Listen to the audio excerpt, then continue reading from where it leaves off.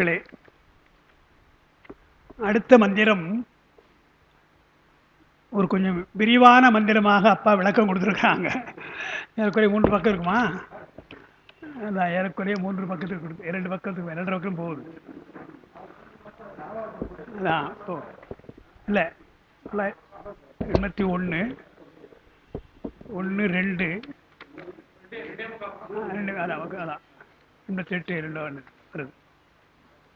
6 எழுத்து ஆகுவ 6 சமயங்கள் 6க்கு 4 24 என்பர். சாவித்திரியில் தலையெழுத்து ஒன்று உள்ளது, வேதிக்க வல்லார் பிறவியற்றார்களே. காயத்ரி மந்திரத்தில் அவர் சொல்றார். இங்க ஞானசம்பந்த பெருமான் உபநயனம் முடிந்தவுடனே அவருக்கு காயத்ரி மந்திரம் தான் சொல்றாங்க, பிரம்மோபதேசம் ஆகிறது. ஆனால் அதையெல்லாம் அமைதியாக கேட்டுக்கிறார். கேட்டுட்டு இதற்கு மேல் மந்திரம் இருக்கிறது என்பது 5 எழுத்து சொல்றார். நமக்கு தெரிஞ்ச ஒரு விஷயம் அது. அதனால காயத்ரி மந்திரத்தை காட்டிலும் 5 எழுத்து சிறந்தது என்றுதான் ஒரு கொள்கை. அதை எவ்வளவு குறிப்பாக சொல்லுகிறார் என்றால், முதல் பதிகத்தினுடைய முதல் பாட்டு, துஞ்சலும் துஞ்சல் இல்லாத ஊழ்தினும் நெஞ்சகம் நைந்து நினைவின் நாடுறும். தெரிஞ்ச பாட்டு அது. வஞ்சகம் அற்று அடி வந்த கூற்று அஞ்ச உதைத்தன என்று சொல்றார். அதில் என்ன குறிப்புன்னா, நீங்க இப்ப சொல்லிக் கொடுத்த பிரம்மோபதேசமா இருக்கிற காயத்ரி மந்திரம் சூரியன் இருக்கிற பொழுதுதான் சொல்ல முடியும். காலையில் சூரிய வணக்கம், உச்சியில, மாலையில. ஆனால் நான் சொல்ல போற மந்திரம் எப்பொழுதும் சொல்லலாம். துஞ்சலும் துஞ்சல் இல்லாத பொழுதிலும் என்றால், துஞ்சுகின்ற நேரம் என்றால் இரவு நேரம், துஞ்சல் இல்லாத விழிப்பு பகல், இரவு பகல் என்று எல்லா நேரத்திலும் சொல்லலாம். அது காயத்ரி மந்திரத்தை காட்டிலும் இந்த மந்திரம் சிறந்தது என்பதற்கு ஒரு காரணம் சொல்றார். ரெண்டாவது, 5 எழுத்துமே தானே சொல்றார். நான் சொல்ற மந்திரம் 5 எழுத்து தான், நீங்க சொன்ன மந்திரம் 24 எழுத்து அல்லவா என்ற குறிப்பை சொல்றார். காயத்ரி மந்திரம் 3 8 8 வரும், ஒரு அடி 8, 24 எழுத்து கொண்டதல்லவா. எனவே 24 எழுத்து படிக்கிறது கஷ்டம் சுலபமா, 5 எழுத்து கற்றுக்கிறது சுலபமா என்று கற்றுக்கொள்வதிலே கூட 5 எழுத்து தான் என்று ஒரு நயமாக ஒரு விஷயம் அவர் சொல்றார். அதுக்கப்புறம் இன்னொரு விஷயம், இதெல்லாம் அங்கே சொல்லலை, பாட்டில் அப்படி சொல்றார். காயத்ரி மந்திரத்துக்கு என்ன பொருள் என்றால், நீங்க சொல்ற பொருள் சூரியன் தான். அது சூரிய நமஸ்காரத்திற்குள்ள வழிபாடு. வேத நெறியில சிவசூரியனா சொல்ல மாட்டாங்க, சூரியன் தான், சூரியனையே வழிபடுதல். இந்த சௌரம்னு சொல்றோம் இல்லையா, சூரியனை கடவுளாக கொள்றது. அதுபோல பிற புறப்பொருள்களை எல்லாம் கடவுளாக வைத்து வழிபடலாம் என்பது நம்முடைய கொள்கை. ஆனால் சூரியன் இயற்கையாக இருக்கிறான், அவன் தான் எல்லா கோள்களிலே நவகோள்களிலே வந்தான் சிறந்தவன் என்பதனால சூரியனை வணங்குறீங்க. அப்போ காயத்ரி மந்திரம் யாரை குறிக்கிறது என்றால் சூரியனை குறிக்கிறது, இல்லை சூரிய தேவனை குறிக்கிறது, அவ்வளோதான். நான் சொல்லுகின்ற 5 நீங்க 24 எழுத்தினாலே சூரியன் தான் சொல்றீங்க. 5 எழுத்தினாலே 3 பொருள். முதல்ல 5 கூட சொல்லலாம். நா என்றால் திரோதானம், மா என்றால் மறைப்பு அல்லது மலம், சிகாரம் சிவன், வகாரம் அருள், யகாரம் ஆன்மா என்று 5 பொருளை சொல்லுகிறது. 5 எழுத்தினாலே 5 பொருள் வருது. நீங்க 24 எழுத்துல ஒரு பொருள் தான் சொல்றீங்க. அதுக்கடுத்து இன்னொன்று சொல்ற பொழுது, நீங்கள் சொல்லுகின்ற சூரியன் தோன்றி மறைகின்றவன் இல்லையா. புறநானூற்றில் கவிஞர் ஒரு பாட்டு பாடுறார், இப்படி, சூரியனுக்கு இணையாக என்னுடைய சோழ மன்னனை சொல்லாதென்றார். ஏனென்றால் நீ சொல்றார், சூரியனை பார்த்து சொல்றார், நீ பகலில் தான் தோன்றுவாய், இரவில் தோன்ற மாட்ட.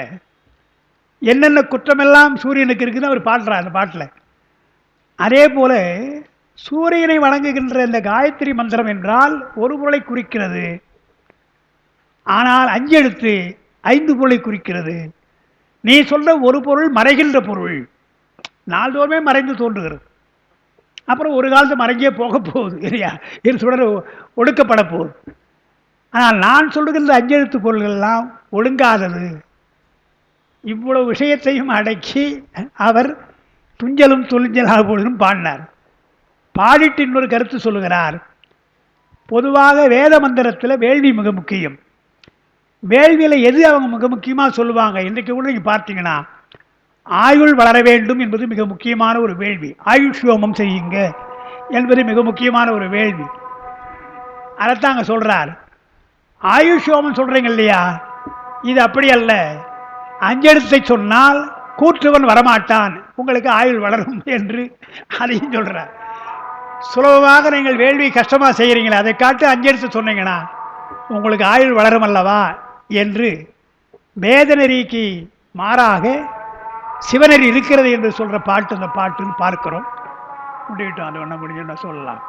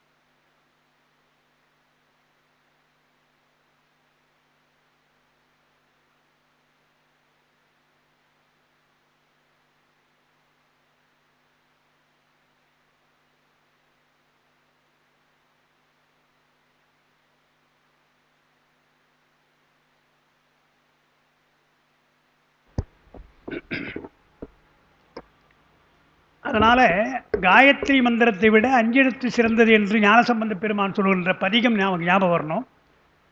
இங்கே 6 எழுத்துன்றார். அஞ்செழுத்தை 6 எழுத்துன்னா பிரணவத்தோடு சொன்னால் 6 எழுத்து. பிரணவத்தோடு பஞ்சாட்சரத்தை சொல்லலாம், தவறு கிடையாது. அதுக்கு ஒரு விதி சொல்லுகிறார்கள். முத்தி பஞ்சாட்சரத்துக்குத்தான் ஓங்காரம் கட்டாயம் கூடாது. தூல பஞ்சாட்சரமோ சூக்கு பஞ்சாட்சரமோ பிரணவத்தை சேர்த்தும் சொல்லலாம், சேர்க்காமலும் இருக்கலாம், தப்பு கிடையாது. மற்ற மந்திரங்களுக்கு அப்படி கிடையாது. மற்ற மந்திரங்களுக்கெல்லாம் கட்டாயம் பிரணவத்தை சொல்லணும். எல்லாம் எந்த மந்திரமாக இருந்தாலும் சொல்லணும். விதி விலக்காக இருப்பது நம்முடைய பஞ்சாட்சரம் தான். நீங்கள் சொன்னாலும் சொல்லலாம் தூல பஞ்சாட்சரத்துக்கும் சூக்குமத்திற்கும். ஆனால் முத்தி பஞ்சாட்சரத்துக்கு சொல்லக்கூடாது என்ற ஒரு விதி இருக்கிறது. அதையும் மீறி சொன்னீங்கன்னா உங்களுக்கு முத்தி கிடைக்காது என்று நம்ம சொல்லிடுறோம். ஏன்னா அந்த ஓங்காரத்தை சொன்னால் முத்தி கிடைக்காது என்று ஒரு வார்த்தை நாம் சொல்லி இதெல்லாம் விதிகளாக நாம் சொல்கிறோம். அதை அவர் சொல்கிறார். அஞ்செழுத்தினுடைய சிறப்பெல்லாம் சொல்லி யமனை கடக்கின்ற ஒரு மந்திரம் அது. முதல் நமக்கு ஆயுள் வளரும் இல்லையா முக்கியம், அதானே எல்லாம் என்றாங்க. அதுபோல் இந்த மந்திரம் சொன்னால் உங்களுக்கு ஆயுள் வளரும் என்றார். அதை வைத்து இங்கே 6 எழுத்து என்றால் 6 சமயங்களை குறிக்கும் சொல்கிறாரு. 6 எழுத்து ஆகவே 6 சமயங்கள்.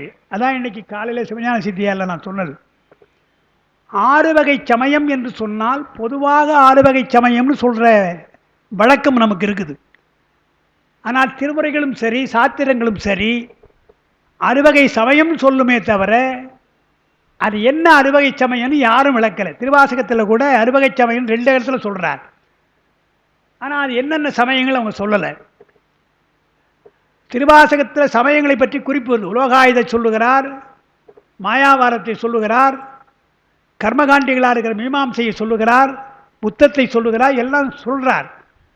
ஆனால் இதெல்லாம் அறுவகை சமயம் என்று சொல்லாமல் திருத்தகும் அறுவகை சமயம், இரு முச்சமயத்து பேய்த்தேர் இப்படி தான் சொல்கிறார். திருத்தகும் கடவுள், திருத்தகும் என்றதுனாலே கடவுள் கொள்கையுடைய சமயங்கள். திருத்தகும் அறுவகை சமயம் என்றால் கடவுள் கொள்கையுடைய சமயங்கள்.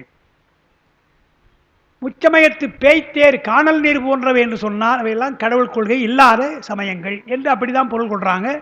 அப்பா உரையில் அப்படி தான் எழுதுகிறாங்க. ஆனால் எது அறுவகை சமயம்னு சொல்லலை.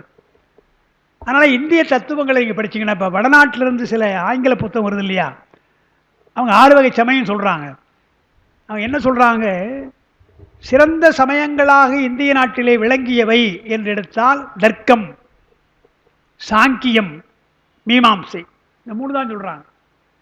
இந்த 3ல் என்ன அடங்குது? தர்க்கம் என்றால் நியாயம் வைசேடிகம் 2, சாங்கியம் என்றால் சாங்கியம் யோகம் அது 2, 4ஆச்சு. மீமாம்சை என்றால் பூர்வ மீமாம்சை, உத்தர மீமாம்சை 6.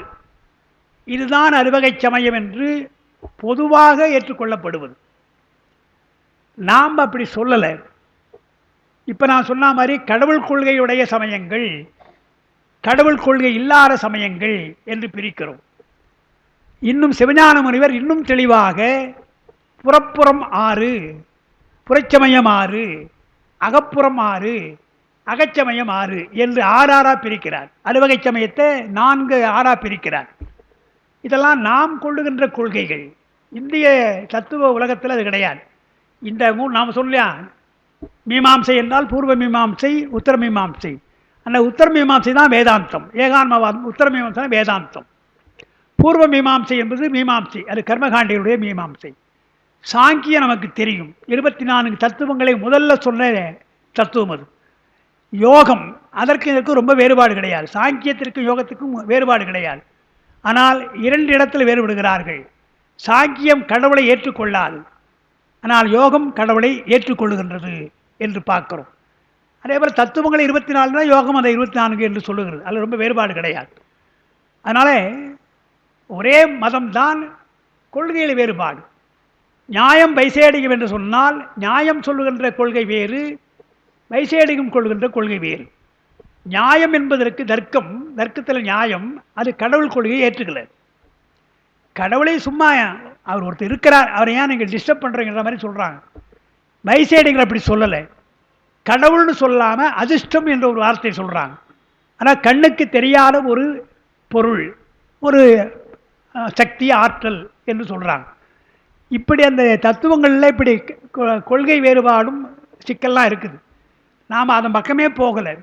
இப்போ சொன்னது சொன்னலையா, இப்போ சொன்ன சாங்கியமாக இருக்கட்டும், யோகமாக இருக்கட்டும், மீமாம்சையாக இருக்கட்டும், இதெல்லாம் புறச்சமயங்கள்னு ஒதுக்கிட்டோம். இதெல்லாம் நம்மக்கிட்ட வராது என்று ஒதுக்கிட்டோம்.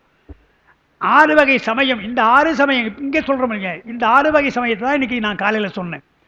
அதாவது உங்களுக்கு அந்த நோட்ஸில் இருக்கும், அது உங்களுக்கு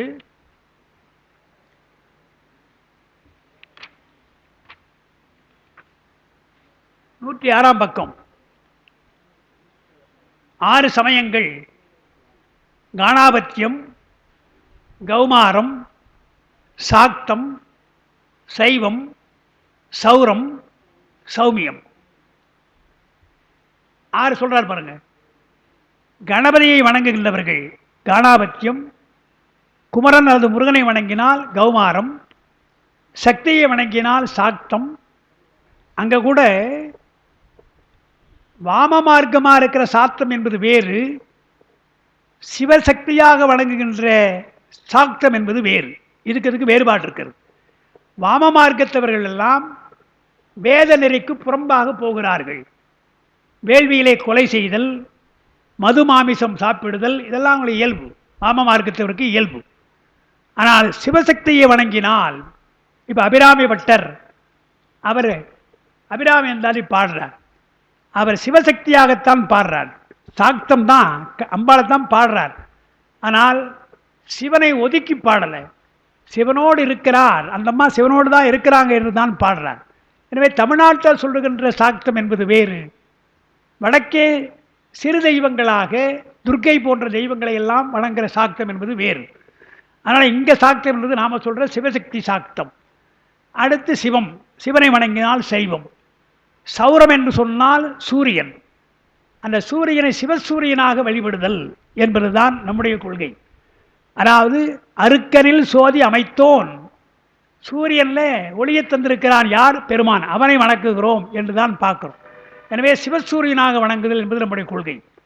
அதேபோல் சௌமியம் என்று சொன்னால் சந்திரனை வழிபடுதல், நிலவு சந்திரனை வழிபடுதல். பிறை தொழுதல் என்பது தமிழருடைய வழக்கம்தான். இப்போ முஸ்லீம்களாம் பிறையை கட்டாயம் தொழுறாங்க. நாம் பிறை பார்த்தல், மூன்றாம் பிறை வணங்குதல் என்பது நமக்கு இருந்திருக்குது. பிறை தொழும் மகளிர் என்று பெண்கள் எல்லாம் இந்த மூன்றாம் பிறையை வணங்குகிறார்கள் என்று சங்க காலத்தில் நமக்கு நிறைய சொல்றாங்க. பெருமான் பிறை அணிந்து கொண்டிருக்கிறான்.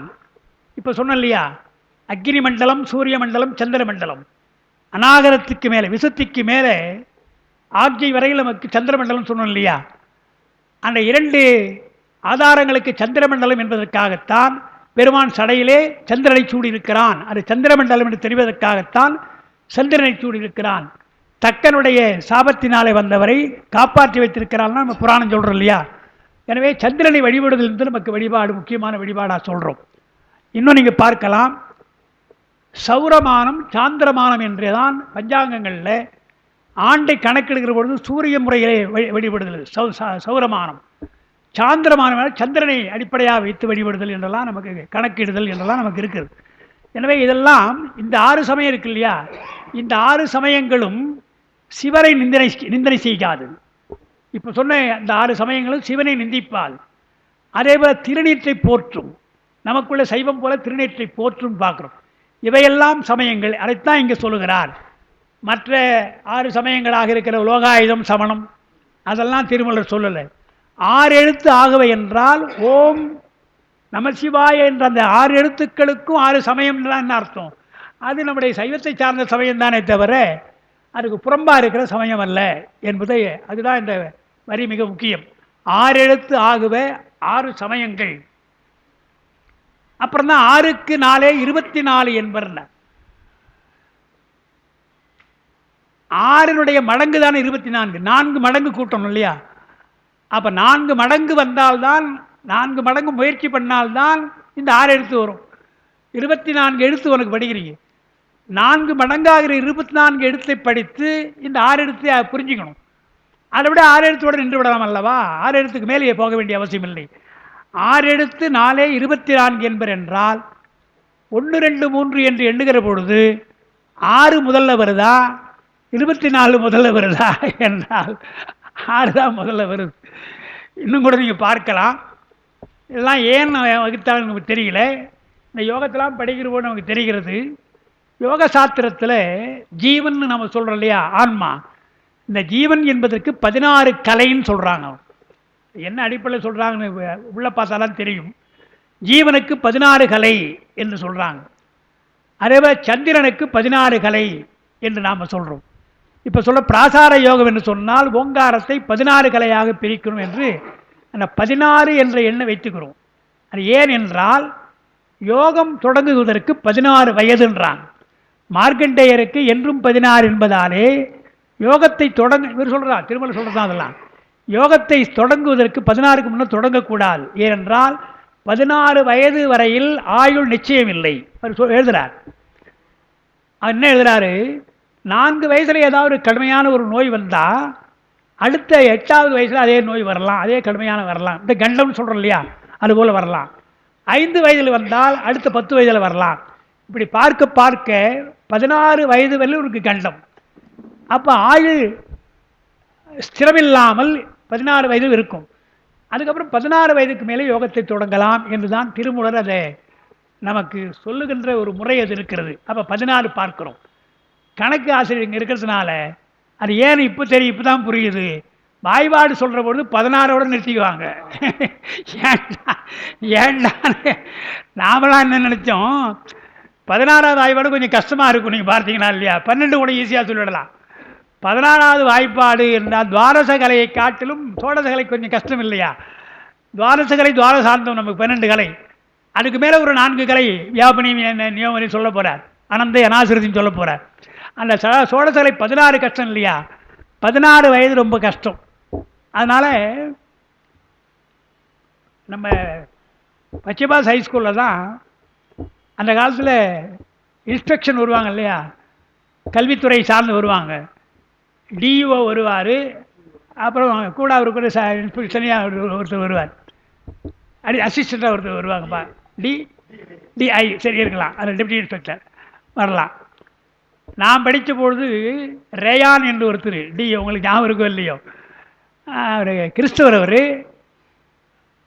பயப்படுவாங்க, அவ்வளோ ரொம்ப இதுவாக இருப்பார். என்ன பண்ணிட்டாரு, நாங்கள் 9வது படிக்கிறேன், 8வது படிக்கிறோம். அப்போ இன்ஸ்பெக்டர் வந்த பொழுது எங்களுக்கு பாடம் நடத்தல டிடிஜின்னு ஒருத்தர் இருந்தார், டிடி கௌரிநாதன் பேர். அவர் அது ஏதோ நடத்துவார், நம்ம ஒன்றும் புரியாது நடத்துவார். அவர் ஆங்கிலத்தை நடத்துவார்.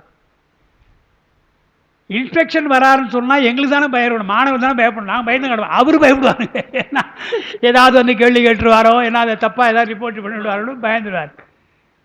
சொல்லி வச்ச மாதிரி என்ன ஆகி போச்சு, அந்த இன்ஸ்பெக்ஷனில் உள்ள அப்படி நடந்து காடினால் போனவர் வஜிரேந்திர யார் தான் இப்போ ஹெட்மாஸ்டர், நம்ம சித்தாந்த ஞானபாரத ஹெட்மாஸ்டர் வந்தாங்க. இப்படி பார்த்தார் இல்லையா, டிடிஜி நல்ல அந்த ஐயர் இல்லையா, அவர் கீழ்பாய்ச்சலாம் கட்டிக்கிட்டு இருந்தவுடனே பஞ்சாயத்துலாம் சரி இங்கே போகலாம் உள்ளே வந்துட்டார். உள்ளம் வந்துட்டு போய் பின்னால் உட்காந்துட்டார். எங்களுக்கு நாங்கள் மாணவர் பயப்படுறோம், எங்களுக்கு மேலே அவர் பயப்படுறாரு, நமக்கு தெரியல பயப்படுறார். அவர் என்ன பண்ணார், டேஃபடில்ஸ் என்று ஒரு ஆங்கில பயம், வெள்ளியம் பயம், அதை எடுக்கிறார். அங்கேருந்து எடுத்து ஒரு மாணவனை கூப்பிட்டாங்க, ப்ளீஸ் ஸ்டாண்ட் அப் அப்படின்னு சொல்லிட்டு ரீட் தட் டேஃபடில்ஸ் அப்படின்றார். அவன் படிக்கிறான். படிக்கிற பொழுது 2வது ஸ்டான்ஸா எல்லாம் ஞாபகம் இருக்குதுன்னு சொல்கிறேன், continuous as the stars the shine என்று வரும் அந்த பாட்டில். Continuous as the stars the shine, வானத்தில் நட்சத்திரம் எப்படி ஒளிவிடுகிறதோ அதுபோல் அழகாக ஒளிவிட்டு கொண்டிருக்கிற தான் டேஃபடில் என்று அந்த பூவை சொல்கிறான். என்ன பண்ணிட்டார் இவர், continuous as the stars the shine please stop it அப்படின்ட்டு tell me the spelling for கண்டினியூவஸ்னார். பையனுக்கு கண்டினியூஸ் ஸ்பெல்லிங் சொல்லணும்னா அவன் பயப்படுறான். ஓகே நெக்ஸ்ட் அப்படின்னாரு. அவன் கொஞ்சம் சரியான ஆளுவன், அவன் கரெக்டாக எழுந்தான், CONTNUUS கரெக்டாக சொல்லிட்டான். இவர் பயப்படுறாரு, நூன்றாரு, யார் வாத்தியார் தப்புன்றாரு. டிஓ சொல்ல is correct why it is correcting me அப்படின்ற. அவ்வளோ பயப்படுற கண்டினியூஸ் சொல்கிறேன். அது போச்சுங்க. அப்புறம் கணக்கு வாத்தியார் வந்தார். அவர் பாவம் எங்களுக்கு வந்து அவர் உட்காந்துட்டார், எழுந்தே போகிறேன் உட்காந்துட்டார். கணக்கு வாத்தியார் வந்த உடனே என்ன பண்ணார், அதுதான் எனக்கு நினைவு. எல்லாரும் மற்ற வாய்ப்பாடு ஈஸியாக சொல்லிவிடுவாங்க, அவர் என்ன பண்ணார், 16வது வாய்ப்பாடு எடு. 13 கஷ்டமா அப்படியா, 12 தான் அவருக்கு கிடையாது. ஆனால் நான் அப்படி தான் பார்த்துருக்கேன், 12 நல்லா ஈஸியாக வந்துடும். அவர் என்ன பண்ணிட்டாரு, 16வது வாய்ப்பாட்டில் சொல்கிறான்னு சொல்லிட்டு 16 என்னன்னார், வேற ஒன்றும் இல்லை. அவர் கேட்டு சுலபந்தான், இப்போ சுலபமாக இருக்குது. உதறி எல்லாம் போயிட்டு அப்புறம் எழுந்து போயிட்டார். எதுக்கு சொல்கிறேன், 16 என்றதில் ஒரு பெரிய சிக்கல் இருக்கு இல்லையா. 16 வயது வாய்ப்பாடு ஏன் வைத்தார்கள், கணக்கில் ஏதாவது அதுக்கு ரேஷனாலிட்டி இருக்கான்னு நமக்கு ஏதோ திங்கிங் அதோட முடிந்து போகுது என்றால், இந்திய நாட்டில் அந்த 16 என்பதற்கு ஒரு வயது இருக்கிறது. பாரதி ராஜா கூட 16 வயதில் தான் படம் எடுத்தார், 16 வயதில் எடுத்தார். அந்த 16 வயது என்பது இளமையான வயது என்று பார்க்கிறோம். ஆண்களுக்கும் சரி யோகத்துக்கு, பெண்களுக்கும் 16 வயது என்று நாம் சொல்கிறோம். அப்போ இன்னொன்று சொல்கிறார் இல்லையா, 16 பெற்று என்று பேர் 16ன்னு சொல்கிறோம். அன்றைக்கு கல்யாண வயது 16, ஆணுக்கு 16 வயது என்று சொல்கிறோம் இல்லையா. அப்போ ஏதோ ஒரு 16 என்பதில் ஒரு சிறப்பு இருக்கிறது என்று தான் பார்க்குறோம் இல்லையா. அதான் சொல்கிறார், 6க்கு 4 24 என்றால் 24வது எழுத்து வருவது 6க்கு அப்புறம் தானே வரும் என்று பார்க்கிறோம். அதுவரையில் ஒரு செய்தி சொல்லிட்டார். காயத்ரி மந்திரத்தினுடைய சிறப்பை சொல்லிட்டார். என்ன சொன்னார்? 6 எழுத்துக்கும் 6 சமயங்கள். நம்முடைய 5 எழுத்து 6 எழுத்து சொல்றோம் இல்லையா, 6 சமயங்களை குறிக்கும் சொல்லிட்டார்.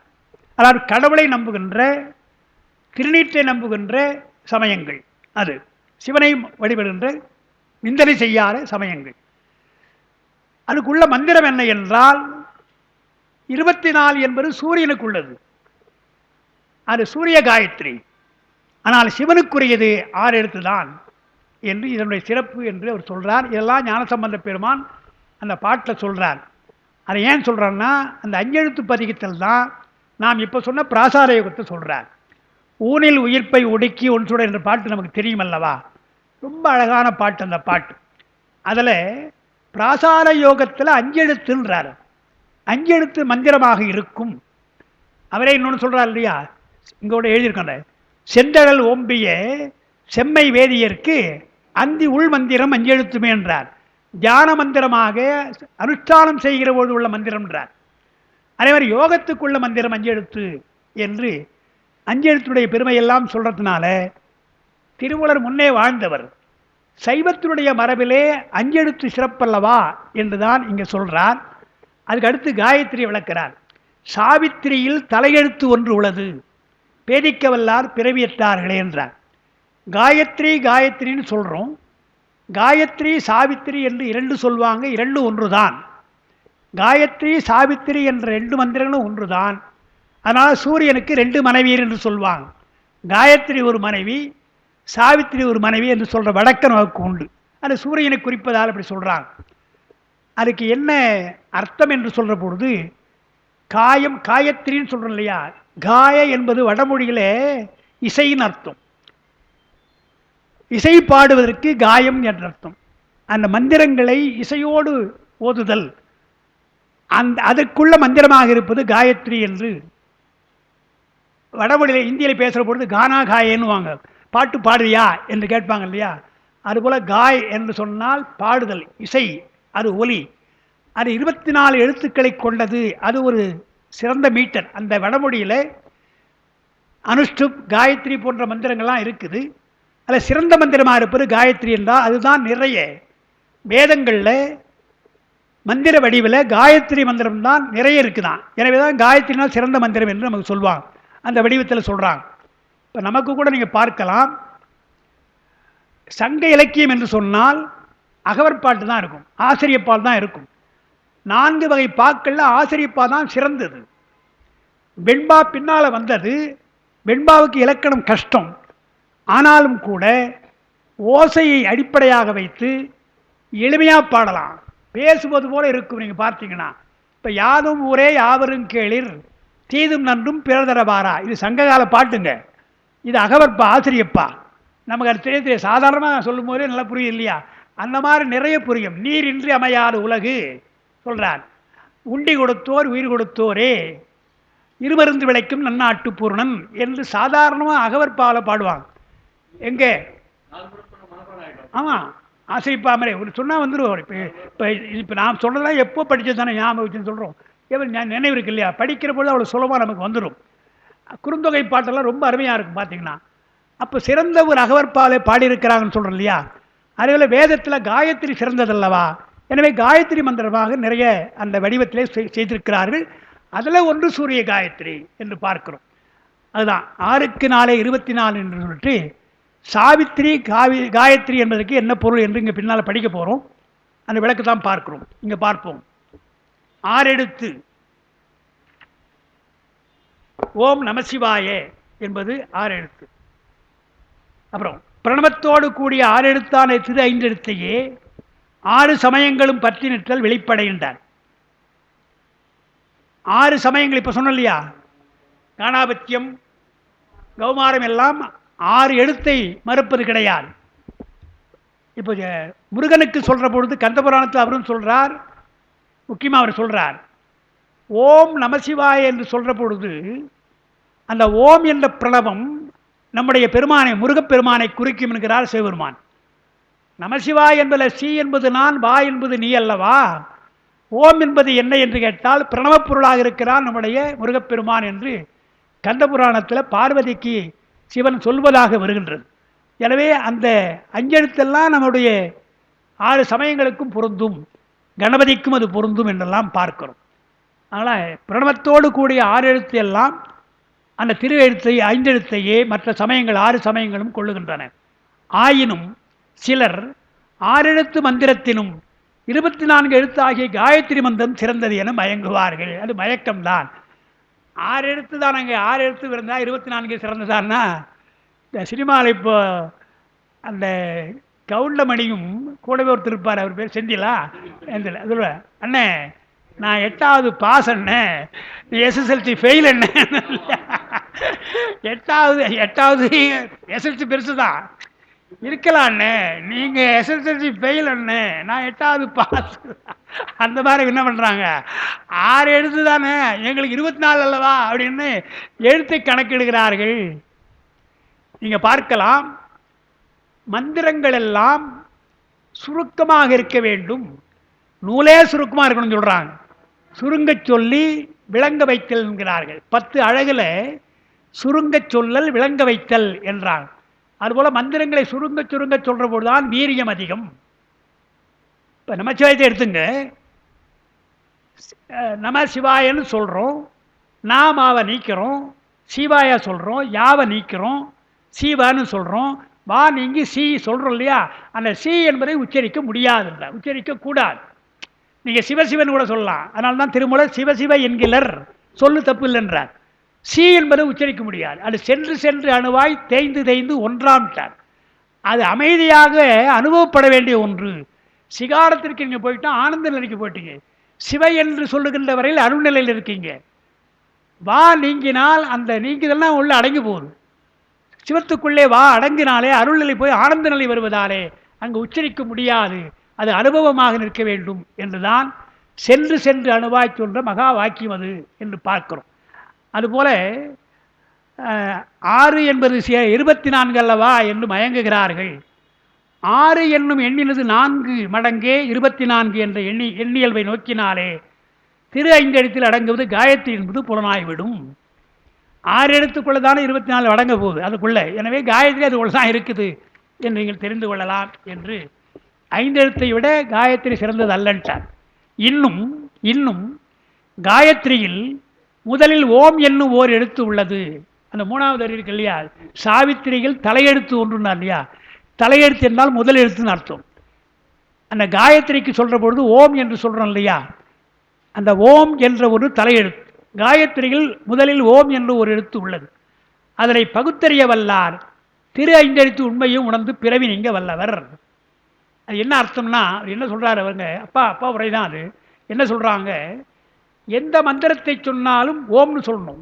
இப்போ சொன்னேன், காயத்ரி மந்திரத்தை சொன்னாலும் ஓம்னு சொல்லணும். ஓம் என்பது என்ன என்றால் சூக்ம பஞ்சாட்சரம். அது நீங்கள் பஞ்சாட்சரத்தை விட்டு விட்டு மற்ற மந்திரத்தை சொல்ல முடியாதுன்னு அர்த்தம்.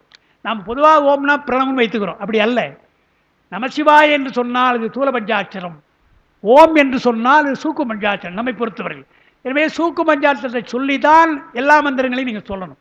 எனவே ஓங்காரத்தை விட்டு விட்டுனாலே சொல்ல முடியாது என்பதால் திரு 5 எழுத்தினுடைய உண்மையை நீங்கள் உணர்ந்து கொள்ளலாம். எனவே அதனை அறிய மாட்டாதவரே திரு 5 எழுத்திற்கு மேம்பட்டது காயத்ரி என கூறி பிறவியில் அழுந்துவர் என்பது பெறப்படுகிறதுன்னார்.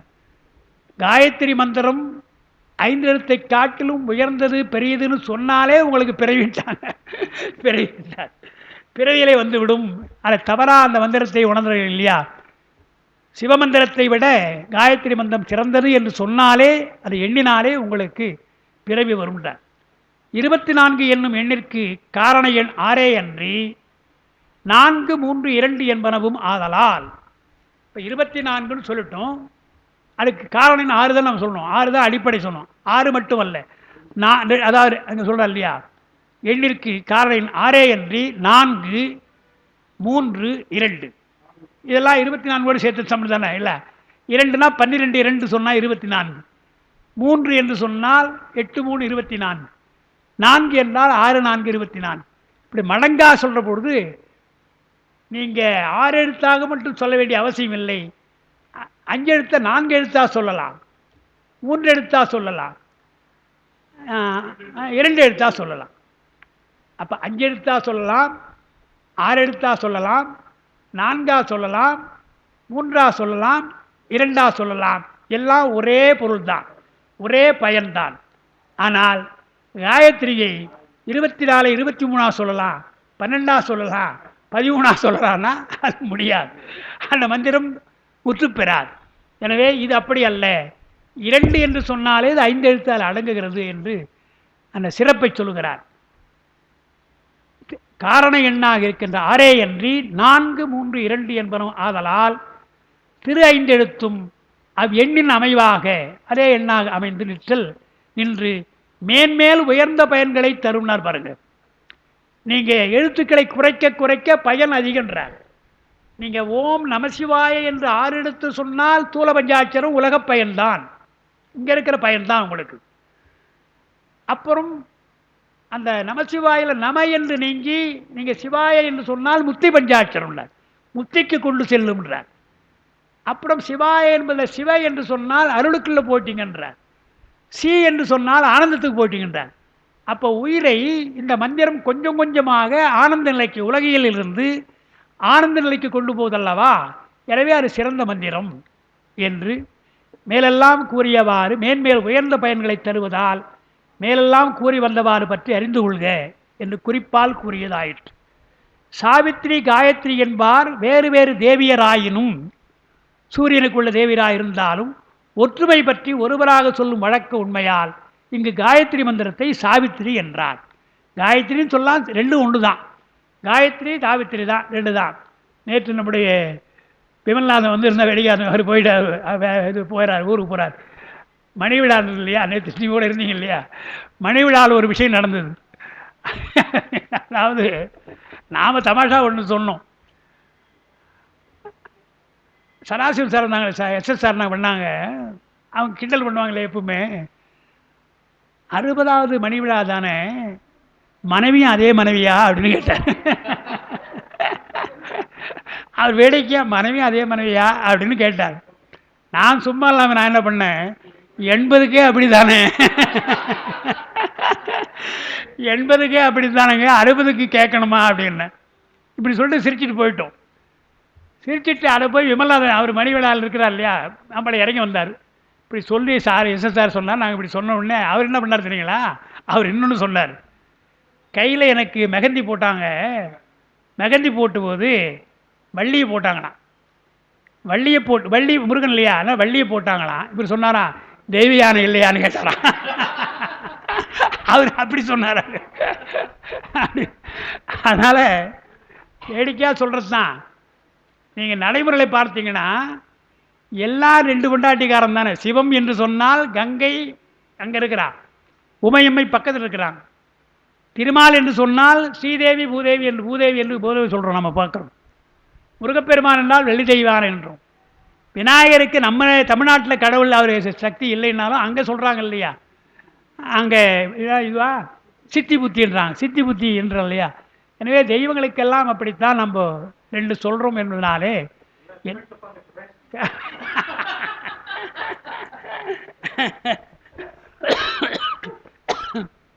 கெப்பாசிட்டி மட்டுமல்ல, அதாவது காம்ப்ரமைஸ் பண்ணணும், சமாளிக்கணும், இதெல்லாம் இருந்தால் வைத்துக்கொள்ளலாம். கியாப்பை விஸ்வநாதன் ஒரு தமிழறிஞர் இருந்தார், அவர் சொல்லுவார், 2 பொண்டாட்டி வச்சுக்கிற ரொம்ப கஷ்டங்க என்று அவர் சொல்லுவார், வேடிக்கையாக சொல்லுவார். அப்படி ஒருத்தர் 2 பொண்டாட்டி கல்யாணம் பண்ணிக்கிட்டான். முதல்ல ஒரு கல்யாணம் பண்ணால் ஏதோ ஒரு 40 வயதுக்கு மேலே 2வது ஒரு கல்யாணம் பண்ணிக்கிட்டான். இப்போ என்ன பண்ணாங்களாம், அந்த அம்மா மூத்த மனைவி இருக்காங்க இல்லையா, அவங்க பார்த்துட்டு இவர் 40 வயதுக்கு மேலே ஆகிப்போச்சு, இவருக்கு வெள்ளை முடி வந்துடுச்சு இல்லையா, வெள்ளை முடி விட்டால் தான் நம்மோடு இருப்பான், கருப்பு முடி இருந்தால் அங்கே போயிடுவான் என்று சொல்லி கருப்பு முடி விடுவாராம் அந்த அம்மா. அங்கே போனால் கருப்பு முடி தானே முக்கியம் நமக்கு, வெள்ளை முடி, அந்த மாதிரி வெள்ளை முடி விடுவாங்க என்றார். மூத்த மனைவி வெள்ளை, கருப்பு முடி, இளைய மனைவி வெள்ளை முடி விடுங்கன்னா மொட்டையாக போயிட்டு தானே. கதை சொல்லுவாங்க, ஒருவனுக்கு 2 பெண்டாட்டியா, இதில் யார் அழகுன்னு அவங்களுக்குள்ள ஒரு சந்தேகம் வந்துடுச்சான் இல்லையா? 2 பேரில் அழகு யார் என்று கேட்கணும். யாரை கேட்கணும்னா அவர் தானே கேட்கணும். அவர் தானே கல்யாணம் பண்ணிட்டார். அவரை போய் கேட்கணும்னு சொல்லி அவர் ஏதோ உட்காந்து படிச்சுருந்தார் இல்லையா? அவர்கிட்ட போய் 2 பேரும், இந்த 2 பேரில் எங்கள் 2 பேரில் யாருங்க அழகு என்ன அவன் என்ன பண்ணுவான்? இவன் அழகுன்னா இவன் கோச்சிக்குவா, இவன் அழகுனா கோச்சிக்குவா. கொஞ்சம் யோசித்து என்ன சொன்னால், அப்படி போயிட்டு வாங்க அப்படின்னா. இப்படி போயிட்டு வாங்கன்னா 2 பேரும் போய் வந்தாங்க இல்லையா? நீ போகிற போது அழகாக இருக்கிற, நீ வரபோது அழகாக இருக்குன்றான். முடிஞ்சு போச்சு. என்றால் போகிற போது அழகாக இருப்பது மூதேவி, வரபோது அழகாக இருப்பது சீதேவி. நமக்கு 2 பொண்டாட்டி இருக்குது. மூதேவி சீதேவி 2 நமக்கு இருக்குது இல்லையா? எனவே காலங்காத்தால எழுந்து பார்த்தா எழுந்து கிடப்போம் இல்லையா? அது மூதேவி எப்படா போகுதுன்னு பார்க்குறோம். சீதேவி என்றால் நல்ல மங்களமாக இருக்கிறோம் இல்லையா? என்றால் 2ம் நமக்கு இருக்குதுன்னு பார்க்குறோம். அதுபோல் இங்கே சொல்கிறார், காயத்ரி சாவித்திரி 2 மனைவி, 2 பேரும் ஒன்றா சொல்கிறார். இருவரும் ஒன்றுதான், வேறு வேறு தேவியரானாலும் ஒற்றுமை பற்றி ஒருவராக சொல்லும் வழக்கு உண்மையால் இங்கு காயத்ரி மந்திரத்தை சாவித்திரி என்றார். தலையெழுத்து என்றால் முதலெழுத்துன்னு பார்க்கிறோம். இனிமேற்பட்டு பிரணவமாகிய ஓங்காரம் ஆ ஊ மா என பிரிக்கப்படும் என்பது மேல் பல இடத்தும் சொல்லப்பட்டது. அப்பிரிவு 3 அகாரம் தோற்றம், உகாரம் நிலை, மகாரம் இறுதி இவற்றை குறித்து, அதனால் அவை பிரம்மன் முதலிய மூவரையும் குறிக்கும். தோற்றத்திற்கு பிரம்மன், காத்தலுக்கு திருமால், ஒடுக்குக்கு ருத்ரன். வியஷ்டி நிலையில் பிரணவம் இவ்வாறு ஆகும். பிரிக்கிற போது வியஷ்டி நிலை பிரிக்கிறது இவ்வாறு ஆகும். ஆனால் சமஷ்டி நிலையில் முத்தொழிலுக்கு முதல்வனாகிய சிவபெருமானையை குறிக்கும் என்பதை ஐயமர உணரலாம். ஆ ஊ மா என்று பிரித்தால்தான் உபசாரமாக பிரம்மனை குறிக்கும், திருமாலை குறிக்கும். ஒட்டுமொத்தமாக ஓங்காரம் என்று சொன்னால் பெருமானைத்தான் குறிக்கும், சிவபெருமானைத்தான் குறிக்கும். பிரணவத்தின் பின்னால் பூ முதலிய வியாகிருதியை சேர்த்தால் காயத்ரி. நம்ம படிக்கிறோம் இல்லையா? காயத்ரி மந்திரம் சொல்கிற பொழுது ஓம் சொல்லிட்டு பூ புவ சுவ என்று 3 சொல்கிறோம் இல்லையா? புவலோகம் சுவலோகம் என்று சொல்லுவோம். புவ என்பது உபலோகம், சுவை என்பது சொர்க்கலோகம் என்று சொல்கிறோம் இல்லையா? இது நிலவுலகம், நிலவுலகத்தை குறிக்கும். பூ என்றால் பூலோகம். ஓம் பொது சொல், அது மந்திரம் பிரணவம். பூ என்றால் பூலோகம், புவலோகம், சுவலோகம் என்று 3ஐயும் சொல்லி, இந்த 3 வரை நம்முடைய கட்டுப்பாடு. சுவலோகத்திற்கு மேல் உள்ளதெல்லாம் நம்முடைய கட்டுப்பாடு அல்ல என்பதற்காகத்தான் அந்த 3 உலகத்தை நாம் சேர்த்து சொல்கிறோம். அந்த வியாகிருதின்னு வாங்க. அப்படி ஓம் பூர் புவ சுப என்று சொன்னால் அது காயத்ரி மந்திரம். இது சேர்க்காமல் சொன்னால், அந்த ஓங்காரத்தை சொல்லி வியாகிருதியார் பூ புவ இருக்கு இல்லையா, அதை சேர்க்காமல் சொன்னால் அதை சாவித்திரி என்று சொல்வார்கள். இனி முக்கியமான ஒரு செய்தி. சடப்பொருள்களாகிய தனுகரண புவனபூங்களை குறித்த தோற்றம் முதலியன 3 குறிக்கின்ற அந்த அகாரம் முதலிய 3ம் சித்துப்பொருளாகிய உயிரினது அறிவின் தோற்றம் நிலை ஒடுக்கம் என்னும் 3ஐயும் கூட குறிப்பனவாம். உலகத்தில் ஒரு பொருள்கள் தோன்றி நின்று அழியுது இல்லையா? அதே போல் ஆன்மாக்களுடைய உயிரில் அறிவு தோன்றி நின்று மறையுது இல்லையா? அதையும் குறிக்கும். அகார உகாரங்கள் எல்லாம் உலகப் பொருள்களை மட்டுமல்ல, ஆன்மாவுடைய அறிவு தோற்றம், அறிவு நிலை, நிலைத்தல், அறிவு மறைத்தல், இந்த 3ஐயும் குறிக்கின்றார் அகார உகாரங்கள். ஆகவே அகார உகாரங்கள் சகல நிலையில் புருவ நடுவில் நிகழும் சகல சாக்கிர முதலிய 5லும் உயிருக்கு பாசஞான பசுஞானங்களை தோற்றுவித்து நிறுத்தலாகிய நினைப்பினையும் ஒடுக்குதலாகிய மறைப்பினையும் குறிக்கும். அதாவது அதே அகார உகாரம்தான். ஆ என்றால் பிரம்மன் படைக்கிறான் என்றால் ஆன்மாவுக்கு அறிவை தோற்றுவிக்கிறான், ஆன்மாவுக்கு அறிவை காப்பாற்றுகிறான் என்று பொருள். அது உயிருக்கு உள்ள பொருளாகவும் சடப்பொருளாக சொல்கிற பொழுது தோன்றி நின்று அழிதல் என்று வைத்துக் கொள்கிறோம். அதனால தான் 5 தொழில் நம்ம சொல்கிறோம் இல்லையா? 5 தொழிலில் படைத்தல், காத்தல், அழித்தல் இந்த 3ம் சடப்பொருளுக்கு தான். பெருமான் படைக்கிறான், காக்கிறான், அழிக்கிறான் என்றால் சடப்பொருளை காக்கிறான், சடப்பொருளை படைக்கிறான். மறைத்தல் அருள் என்ற 2 தொழிலும் உயிருக்குரியது. எனவே சடப்பொருளுக்குரியது 3 தொழில், 2 தொழில் மறைத்தல், அருளல் என்பது உயிருக்குள்ளது, சித்துக்கு என்று சொல்வாங்க. அதுதான் இங்கே சொல்கிறார். அகார உகாரம் சித்துப்பொருளுக்கும் குறிக்கலான்றார். அது சகல நிலையில் புருவ நடுவில் இருக்கும்ன்றார். அது புருவ நடுவில் இருக்கின்ற சுத்தாவஸ்தைன்னு படிப்போம். நாம் அந்த விளக்கம் இப்போ வேண்டாம். அதாவது ஜாக்கிரம் சொப்பரம் சுழுத்தின்னு சொல்கிறோம் இல்லையா? 5 நிலை. அதேபோல் புருவ நடுவிலேயே சகல சாக்கிரம், சகல சொப்பனம் என்று இங்கேயே ஒரு மாறிக்கொண்டு வரும். அதைத்தான் அங்கே சொல்கிறார். இதற்கெல்லாம் அகார உகாரங்கள் நமக்கு காரணம், எழுத்துக்கள் தான் காரணம்ன்றார்.